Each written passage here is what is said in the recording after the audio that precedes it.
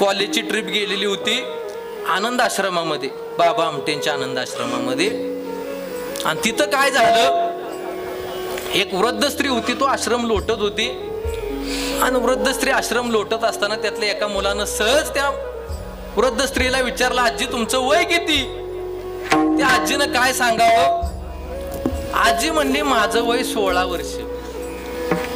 आता त्या कॉलेजची मुलं नेहमी दुसऱ्याची चेष्टा करतात, त्या मुलांना वाटलं आपलीच चेष्टा करणार आज कोणतरी भेट. मुलं थोडं पुढे गेली आणि तीच वृद्ध स्त्री होती, तिचा जो पती होता, तिचा जो मालक होता, तोच वृद्धाश्रम लोटत होता, आनंद आश्रम लोटत होता. त्यांना त्या कॉलेजच्या मुलांनी विचारलं, बाबा तुमचं वय किती? त्या बाबाने सांगितलं, बाळानो माझं वय 8 वर्ष आहे. त्या मुलांनी त्या बाबांना विचारलं, बाबा तुमची पत्नी आश्रम लुटते, ती सांगते माझं वय 16 वर्ष. आणि तुम्ही त्यांचे पती असून तुम्ही सांगताय माझं वय 8 वर्ष, तुमचं खरं वय किती?